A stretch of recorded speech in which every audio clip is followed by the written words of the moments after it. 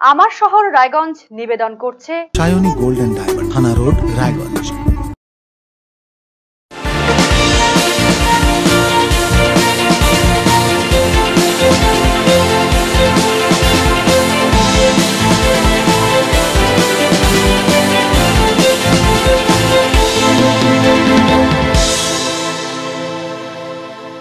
নমস্কার, দেখছেন আরসিটিভি সংবাদ। আমার শহর রায়গঞ্জ নিয়ে আপনাদের সঙ্গে আমি রিজু। প্রথমে যে খবর দিকে চোখ রাখবো, জেলার ইতিহাসকে রক্ষণাবেক্ষণের দাবিতে জেলা পরিষদের দ্বারস্থ হলো হিস্ট্রিক্যাল সোসাইটি অফ উত্তর দিনাজপুর নামে একটি সংগঠন। সোমবার রায়গঞ্জে কর্ণজোড়া অবস্থিত জেলা পরিষদ ভবনের সভাধিপতি পম্পা পালের কাছে ডেপুটেশন পেশ করা হয়। সংগঠনের পক্ষে বিপুল মৈত্র জানিয়েছেন, উত্তর দিনাজপুর জেলার বিভিন্ন প্রান্তে প্রাচীন ইতিহাস ছড়িয়ে ছিটিয়ে রয়েছে, যেমন উকিলপাড়ার পীরের দরগা, বাহিন রাজবাড়ি, মারনাই রাজবাড়ি সহ আরো অনেক নিদর্শন তার জৌলুস হারিয়েছে। সেই সমস্ত স্থানগুলোকে ঠিকভাবে বোঝা যায় না। জেলার এই সমস্ত ইতিহাসকে রক্ষণাবেক্ষণ করার দাবি জানিয়েছেন তারা। এছাড়াও জেলার লোকসংস্কৃতিকে এগিয়ে নিয়ে যাওয়ার ক্ষেত্রে সরকারি আরো সহযোগিতার দাবিও জানানো হয়েছে।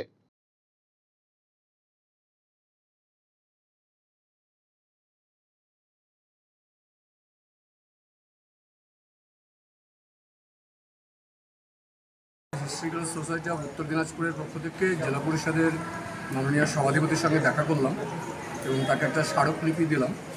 আমরা জানি আমাদের জেলাতে রাজ্য হেরিটেজের দুটো জায়গা আছে, একটা হচ্ছে আমাদের উকিলপাড়ার যে পীরের দরগা আছে সেটা, বাহিন রাজবাড়ি যেটা, কিন্তু সেগুলো এখন পর্যটক বা রায়গঞ্জের মানুষ সেখানে গেলে সেই জায়গাগুলো ভালোভাবে দেখতে পারে না, অর্থাৎ তার যে রক্ষণাবেক্ষণ সেই জায়গায় যথেষ্ট পরিমাণে ঘাটতি আছে বলে জায়গাগুলো নষ্ট হয়ে যাচ্ছে।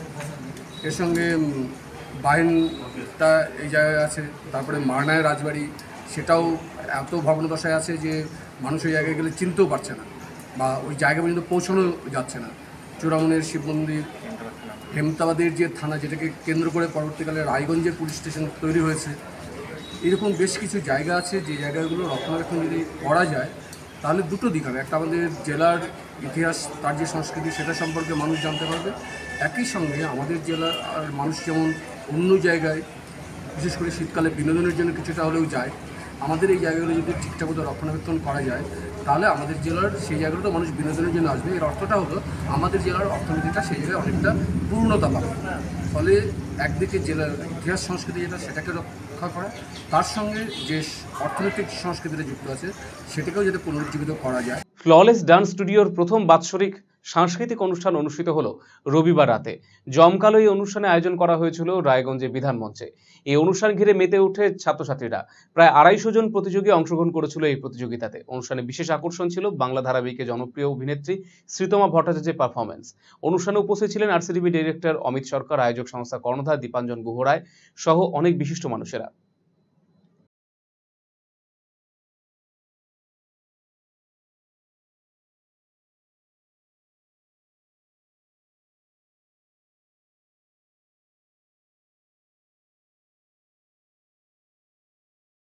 আজকে আমার প্রথম বর্ষের অ্যানুয়াল শো হচ্ছে। প্রায় 250 স্টুডেন্টদের নিয়ে আমি এই অ্যানুয়াল শো করছি। রায়গঞ্জ তথা ইটাহার, রসাকুয়া, হেমদাবাদে আমার ক্লাস রয়েছে। এই উদ্যোগ নিয়েছি প্রায় 1.5 মাস হয়ে গেল, তো আজকে সেটা উপস্থাপনা চলছে। আর এই শোয়ের বিশেষ উপস্থাপনা, বিশেষ আকর্ষণ হচ্ছে মা সিরিয়ালের যিনি, আমরা যাকে শ্রীতমা ভট্টাচার্য নামে চিনি, তিনি নানান সিরিয়াল করেছেন এবং তার একটি বিশেষ আকর্ষণ পারফরমেন্স রয়েছে। কি নাম ওনার? ওনার নাম শ্রীতমা ভট্টাচার্য, যাকে আমরা জি বাংলা স্টার জলসায় নানান সিরিয়ালে কোনো সময় ভিলেন, কোনো সময় হিরোইনের ক্যারেক্টারে দেখেছি। তিনি মন থেকে ভীষণ ভালো মানুষ এবং ভীষণ ভালো অভিনেত্রী এবং ভীষণ ভালো পারফর্মার। ওনার আজকে একটি ভালো পারফরমেন্স রয়েছে আমার সাথে এবং আমার টিমের সাথে। তো আশা করছি পরের বছর থেকে আরও এগিয়ে যেতে পারবো আপনাদের সাপোর্টে, আপনাদের ভালোবাসা। Thank you. আমার ইচ্ছা যে আমি একটা জায়গায়, যে জায়গা দিয়ে আমি হাঁটছি, যতটা হাঁটতে পেরেছি আমার স্যারের জন্য বা আমার মা বাবার আশীর্বাদে, আমি চাই আমার হাত ধরে ধরে আমার স্টুডেন্টদের একটা জায়গায় পৌঁছে নিয়ে যাবে। কারণ আমাদের রায়গঞ্জ খুবই ছোট শহর, এখন অনেকটা আপগ্রেড হয়েছে আগের থেকে, তো সেই জায়গা থেকে বেরিয়ে নিয়ে যাওয়ার চেষ্টা করছি। প্রতি বছরের মতো এবারও রায়গঞ্জ শহরে সাড়ম্বরে শুরু হলো এক্সপো মেলা 2024। সোমবার রায়গঞ্জ স্টেডিয়াম ময়দানে 11তম এক্সপো মেলা শুভ উদ্বোধন করা হয়, যাকে ঘিরে খুশির আবহ রায়গঞ্জ শহর জুড়ে। এদিন উদ্বোধনী অনুষ্ঠানে উপস্থিত ছিলেন মহকুমা শাসক কিংসুক মাইতি, বিডিও সারণ তামাং, আইসি বিশ্বাশ্রয় রায়, পৌর প্রশাসক সন্দীপ বিশ্বাস, উপপৌর প্রশাসক অরিন্দম সরকার, প্রধান উদ্যোক্তা অভিষেক চক্রবর্তী, সাধন বর্মন, অতনুবন্ধু লাহিড়ী, অর্ণব মণ্ডল, পায়েল মণ্ডল সহ অন্যান্য বিশিষ্ট মানুষেরা। এবারে মেলা চলবে 40 দিন ব্যাপী। প্রতি বছর মেলা ঘিরে আশায় বুক বাঁধেন সর্বস্তরের মানুষেরা। মেলায় প্রচুর আকর্ষণীয় রাইডস রয়েছে, ছোটদের জন্য রয়েছে বিনোদনের ব্যবস্থা। এছাড়া রয়েছে শতাধিক স্টল। মহকুমা শাসক কিংসুক মাইতি জানিয়েছেন, সাধারণ মানুষ অপেক্ষায় থাকেন। প্রতিবারের মতো এবারও চমক থাকছে। পুলিশ প্রশাসন সতর্ক থাকছে মেলা ঘিরে। ভালো, মানে এক্সপো মেলা আমাদের রায়গঞ্জে প্রত্যেক বছরই হয়, মানুষজনের অধীর আগ্রহে অপেক্ষা থাকে। তো সেই উপলক্ষে আমরা সকলে সমবেত হয়েছিলাম এবং আপনারা দেখছেন যে স্টেডিয়াম গ্রাউন্ডে মেলা হচ্ছে। প্রত্যেক বছর যেরকম চমক থাকে এবছর সেরকম রয়েছে এবং আমরা এক্সপেক্ট করছি যে আজকে তো উদ্বোধন হলো, কালকে থেকে ভালো সংখ্যায় মানুষজন আসবে এবং মেলা একটা সুন্দরভাবে করতে গেলে যা যা প্রিকশনস নেওয়া দরকার আমরা সব কিছুই নিচ্ছি। আমাদের পুলিশ প্রশাসন সর্বদা সচেষ্ট থাকবে এই ব্যাপারে এবং আমাদের সঙ্গে রায়গঞ্জ মিউনিসিপ্যালিটিও রয়েছেন। মিউনিসিপ্যালিটিও চেষ্টা করেন একদম সব রকমভাবে যাতে মেলা গ্রাউন্ড পরিষ্কার থাকে, যাতে কোথাও কোনো রকম কোনো গণ্ডগোল না হয় এবং যেহেতু উল্টো দিকে আমাদের মেডিকেল কলেজ হসপিটাল রয়েছে সেই উপলক্ষেও যাতে কোথাও কোনো রকম কোনো ট্রাফিক প্রবলেম না হয় সেই জন্যও পুলিশকে সেইভাবে বলা রয়েছে। সুতরাং সমস্ত রকম প্রিকশনস নেওয়া আছে এবং মেলা খুব শান্তিপূর্ণভাবে ভালোভাবেই হবে এবং স্টলও প্রচুর এসছে বাইরে থেকে। তো আমরা এক্সপেক্ট করছি যে 40 দিন রায়গঞ্জের মানুষ একটা দারুণ ফেজের মধ্যে দিয়ে যাবে, প্রত্যেক বছর যেরকম হয়। তো আমাদের সকলের তরফ থেকে বেস্ট উইশেস থাকলো মেলার কর্ণধার অভিষেক চক্রবর্তীকে। অন্যদিকে পৌর প্রশাসক সন্দীপ বিশ্বাস জানিয়েছেন, প্রতিবারের মতো এবারও মেলা ঘিরে বিপুল সাড়া পড়েছে সাধারণ মানুষের। সবাই আসুন, আনন্দ করুন। আপনার আনন্দ যেন অপরের নিরানন্দের কারণ না হয় সেদিকেও যত্নবান থাকুন। মেলা ভালো, অভিষেক চক্রবর্তীর নেতৃত্বে এই মেলা, এক্সপো মেলা প্রতি বছরই আসে। সবাই রায়গঞ্জের মানুষ, জেলার বিভিন্ন প্রান্তের মানুষ তারা আনন্দ উপভোগ করেন। এবারও আসুন, মেলায় প্রচুর স্টল রয়েছে, বিভিন্ন হরেক রকমের দোকান, হরেক রকমের জিনিসপত্র নিয়ে এই এক্সপো মেলা আমাদের সামনে তুলে ধরেছে। এটা খুবই ভালো লাগবে। আমার তো প্রাথমিকভাবে দেখেই আমার খুব আনন্দ হয়। পাশাপাশি মেলার উদ্যোক্তা অভিষেক চক্রবর্তী জানিয়েছেন, এবারে মেলার বিশেষ আকর্ষণ কলম্বাস নৌকা, রেঞ্জার রাইডস সহ অনেক কিছু। প্রায় 128টি স্টল রয়েছে এবারের মেলায়।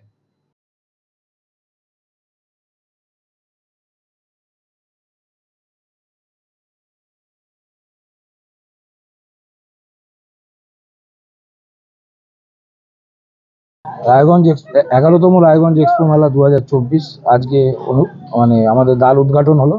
চলবে আগামী 40 দিন ব্যাপী। মেলায় প্রতি বছরের মতো এবছরও বিশেষ আকর্ষণ রয়েছে। কলম্বাস নৌকা আছে, রেঞ্জার রাইডস আছে এবং দেশ বিদেশের স্টল আছে এবং প্রতিবেশী দেশ বাংলাদেশের কাপড়ের স্টল আছে। আর পশ্চিমবঙ্গের বিভিন্ন প্রান্ত থেকে যে সেরা খাবারের পসরা যারা তারা এসছে এবারের মেলায়। 120 থেকে 128টা স্টল আছে এবারের মেলায় সবচেয়ে বেশি স্টল আছে। সবুজায়নের বার্তাকে সামনে রেখে রায়গঞ্জে বৃক্ষরোপণ কর্মসূচি পালন করলো কোঅর্ডিনেশন কমিটির উত্তর দিনাজপুর জেলা শাখা। রায়গঞ্জে দেবীনগরের সমাধি বিদ্যাপীঠে শিশু বিদ্যালয়ে বেশ কিছু বৃক্ষরোপণ করা হয়। পরিবেশ রক্ষায় বৃক্ষরোপণের গুরুত্ব তুলে ধরেছেন উদ্যোক্তারা।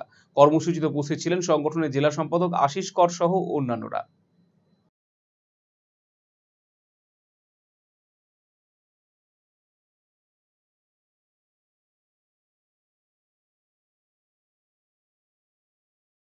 আমাদের সারা রাজ্যব্যাপী রাজ্য কোঅর্ডিনেশন কমিটির তরফ থেকে যে অরণ্য সপ্তাহ পালনে বর্তমানে পরিবেশের যে অবস্থা, ভূমিক্ষয় এবং বৃক্ষরোপণ, যেভাবে একটা সরকার বৃক্ষরোপণ করছে বিভিন্ন অছিলায়, তার ফলে আজকে আমরা দেখছেন যেভাবে গরম পড়ছে, আমাদের বৃষ্টি হচ্ছে না, চাষের ক্ষেত্রে সমস্যা হচ্ছে, মেশিন দিয়ে চাষ করতে হচ্ছে। আগামী দিনে আমরা যে পানীয় জল, যে সারফেস ওয়াটারের যে লেভেলটা নেমে যাচ্ছে, জল পাবো কিনা আমাদের একটা প্রশ্নচিহ্নের সামনে দাঁড়াচ্ছে। সেইখানে দাঁড়িয়ে সামগ্রিকভাবে পরিবেশকে রক্ষা করা, আমরা বাচ্চাদেরকে, আমরা যারা করছি এবং যে আজকের বাচ্চা আগামী দিনে তারা হচ্ছে প্রজন্ম, সেই প্রজন্মকে আমরা বৃক্ষরোপণ, বৃক্ষের প্রয়োজনীয়তা এবং পরিবেশ দূষণ সম্পর্কে সচেতন করছি। আমরা এর আগেও বর্ডার এলাকায় রাধিকাপুরে বৃক্ষরোপণ করেছি।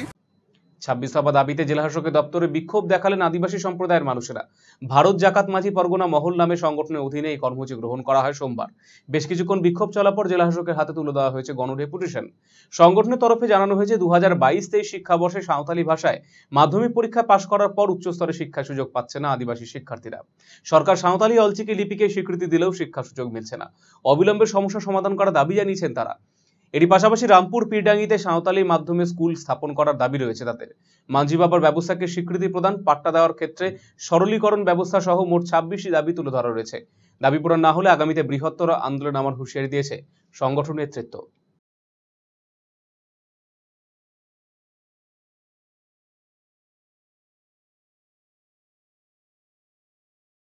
আমাদের কর্মসূচি আছে, এখানে আমাদের 26টা দাবি দেওয়া আছে।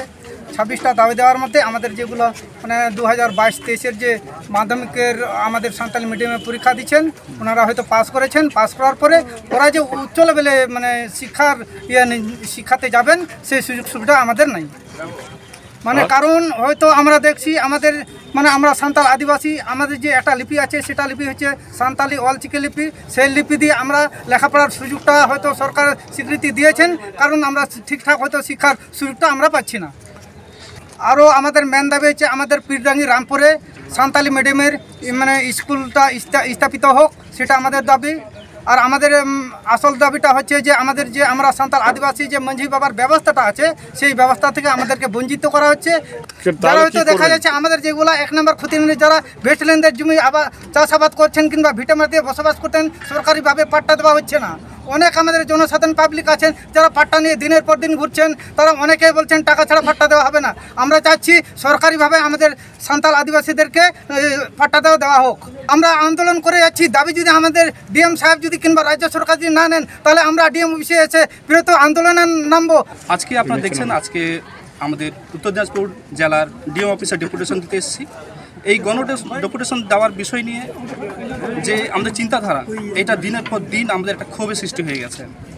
আমরা বহুদিন থেকে বিভিন্নভাবে আলোচনার মাধ্যমে, প্রতিনিধি ডেপুটেশনের মাধ্যমে এবং গণডেপুটেশনের মাধ্যমে আমাদের দাবিগুলো পেশ করছি। জানি না মুখ্যমন্ত্রী মাননীয়ার কাছে আমাদের দাবিগুলো পৌঁছচ্ছে কি পৌঁছচ্ছে না। উনি বিভিন্ন স্টেজ থেকে বিভিন্ন মিডিয়ার মাধ্যমে আমাদের আদিবাসী দরদি বিভিন্ন প্রকল্প এবং সমাজ উন্নয়নমূলক বার্তা দিয়ে থাকেন, কিন্তু সত্যি কি সেটা আমাদের কাছে পৌঁছচ্ছে? কিন্তু না মাননীয়, সম্পূর্ণ পৌঁছই না আমাদের কাছে। আজ আমরা যদি দেখে থাকি ফেক এসটি সার্টিফিকেট শুধু বলাই হচ্ছে, কিন্তু 1-2 লোক দেখানোর মতো শুধু সেগুলো বাতিল করা হচ্ছে। তার বিরুদ্ধে 1-2 আমরা যদি প্রতিবাদ দিই, নামগুলো আমাদের কাছ থেকে নেওয়া হচ্ছে। আপনারা দিন আমাদের তথ্য, কোথায় আপনাদের ফেক এসটি সার্টিফিকেট রয়েছে। যদি আমাদেরকেই খুঁজতে হয় তাহলে এই ডিপার্টমেন্ট কিসের জন্য? যদি আমাদেরকেই যাচাই করে আপনাদেরকে তুলে ধরতে হয়, তাহলে আমাদেরকেই অনুমতি দিন, আমরাই নিজেদের জাতের লোককে আমরা সার্টিফাইড করে আমরা কাস্ট সার্টিফিকেট দেওয়ার অনুমোদন দিব এবং আপনি সেটাকে মেনে নেবেন। আপনার কাছে আজ আমাদের 14C ধারা প্রত্যেকটা দাগে বসে যাওয়ার কারণে আমাদের ট্রাইবেল টু ট্রাইবেল, আদিবাসী থেকে আদিবাসী জমি রেকর্ড করা যাচ্ছে না। এর সমাধান কি? আমরা চাইবো আমাদের ট্রাইবেল টু ট্রাইবেল যে রেকর্ড, এটা যেন ইমিডিয়েট করা যায়। আপনি প্রশাসনকে অনুমতি দিন যেন আমাদের কাজ হয়। চোখ রাখছি খেলার খবরে। ডিএসআই পরিচালিত আন্তঃক্লাব ফুটবল লিগের খেলায় সোমবার বেনুভারতী ফুটবল কোচিং ক্যাম্পকে হারিয়ে সেমিফাইনালে পৌঁছে গেল রায়গঞ্জ স্পোর্টস ক্লাব। রায়গঞ্জ স্টেডিয়ামে এদিন রুদ্ধশ্বাস ম্যাচে বেনুভারতীকে 4-2 গোলে হারিয়েছে স্পোর্টস ক্লাব। গ্রুপ বির 1 নম্বর দল হিসেবে সেমিফাইনাল খেলবে স্পোর্টস ক্লাব।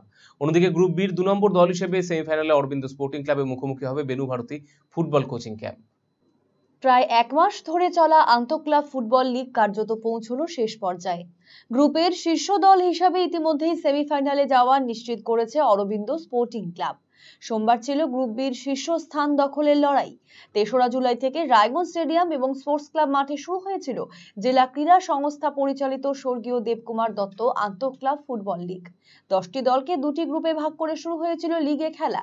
সোমবার রায়গঞ্জ স্টেডিয়ামে পরস্পরের বিরুদ্ধে মাঠে নামে রায়গঞ্জ স্পোর্টস ক্লাব এবং বেনুভারতী ফুটবল কোচিং ক্যাম্প। লিগ ফরম্যাটে এটাই ছিল 2 দলের শেষ ম্যাচ। এই ম্যাচের আগে 3টি ম্যাচ খেলে 3টিতেই জয় পাওয়ায় 9 পয়েন্ট অর্জন করে গ্রুপ শীর্ষে ছিল স্পোর্টস ক্লাব। অন্যদিকে 3টি ম্যাচ খেলে 2টি জয় এবং 1টি ড্র করায় বেনুভারতী ফুটবল কোচিং ক্যাম্পের পয়েন্ট ছিল 7। ফলে এই দিনের খেলায় গ্রুপের শীর্ষস্থান ধরে রাখতে স্পোর্টস ক্লাবের যেমন প্রয়োজন ছিল ড্র, তেমনি বেনুভারতীকে গ্রুপ শীর্ষে পৌঁছতে হলে এই দিনের ম্যাচে জয় প্রয়োজন ছিল। ফলে স্পোর্টস ক্লাব কিছুটা চাপমুক্ত অবস্থায় এই দিনের ম্যাচ খেলতে নামলেও চাপে ছিল বেনুভারতী। এদিন 2 দলই উপভোগ্য ম্যাচ উপহার দেয়। আক্রমণ প্রতি আক্রমণে জমে উঠল ম্যাচ। তবে শেষ পর্যন্ত চাপকে জয় করতে পারল না বেনুভারতী ফুটবল কোচিং ক্যাম্পের ফুটবলাররা। 4-2 গোলে স্পোর্টস ক্লাবের কাছে হারতে হয় তাদের। এদিনের ম্যাচে স্পোর্টস ক্লাবের পক্ষে 2টি গোল করেন মহেশ টুডু, 1টি গোল করেন শিশু পাহান এবং স্বপন চোরে। অন্যদিকে বেনুভারতীর পক্ষে 1টি করে গোল করেন মোহাম্মদ সফি এবং বিপ্লব কিসকু। এদিনের ম্যাচে জয়ের ফলে 4 ম্যাচে 4টিতেই জয় পাওয়ায় 12 পয়েন্ট নিয়ে গ্রুপ বির শীর্ষে থেকে সেমিফাইনালে পৌঁছে গেল রায়গঞ্জ স্পোর্টস ক্লাব। অন্যদিকে 4 ম্যাচে 2 জয়, 1 ড্র এবং 1 পরাজয়ের ফলে 7 পয়েন্ট নিয়ে গ্রুপ বির দ্বিতীয় দল হিসাবে সেমিফাইনালে পৌঁছলো বেনুভারতী ফুটবল কোচিং ক্যাম্প। সেমিফাইনালে গ্রুপ এর শীর্ষে থাকা অরবিন্দ স্পোর্টিং ক্লাবের মুখোমুখি হবে বেনুভারতী ফুটবল কোচিং ক্যাম্প। অন্যদিকে গ্রুপ বির শীর্ষস্থানে থাকা স্পোর্টস ক্লাবের প্রতিপক্ষ সেমিফাইনালে কোন দল হবে তা জানা যাবে মঙ্গলবার ছটপড়ুয়া আদিবাসী স্পোর্টিং ক্লাব এবং রায়গঞ্জ একাডেমি অফ ফুটবল দলের ম্যাচের ফলের পর। এদিনের খেলায় ম্যান অফ দ্য ম্যাচের শিরোপা পান মহেশ টুডু। আরসিটিভি সংবাদ, রায়গঞ্জ। আমার শহর রায়গঞ্জ এখনকার মতো এই পর্যন্ত। অন্যান্য সমস্ত খবরের জন্য চোখ রাখুন আরসিটিভি সংবাদে। নমস্কার।